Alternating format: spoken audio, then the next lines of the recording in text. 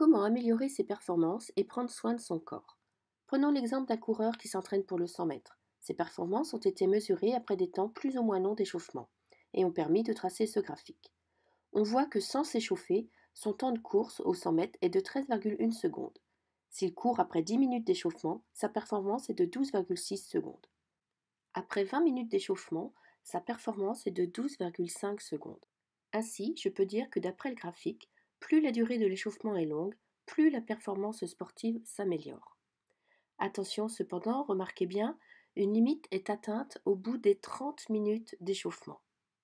Il n'est donc pas nécessaire de prolonger l'échauffement au-delà de ces 30 minutes. Maintenant, voyons ce que l'on observe au niveau des muscles de notre coureur.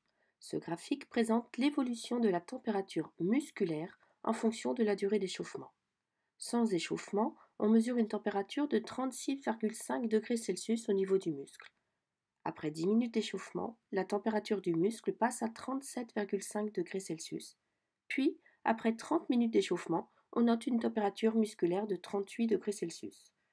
Ainsi, l'échauffement permet d'augmenter la température au niveau du muscle. La température maximale des muscles est obtenue après 30 minutes d'échauffement.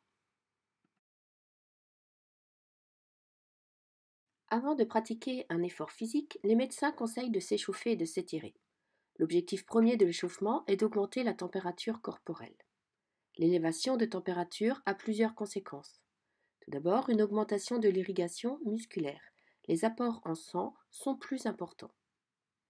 Les réactions chimiques permettant la contraction musculaire sont aussi facilitées. Cela réduit le risque de rupture. Les tendons sont plus souples, cela limite encore le risque de rupture. Enfin, le liquide synovial est plus fluide et cela facilite le coulissage des articulations. On peut donc dire que l'échauffement permet d'améliorer ses performances physiques et diminue les risques de blessures.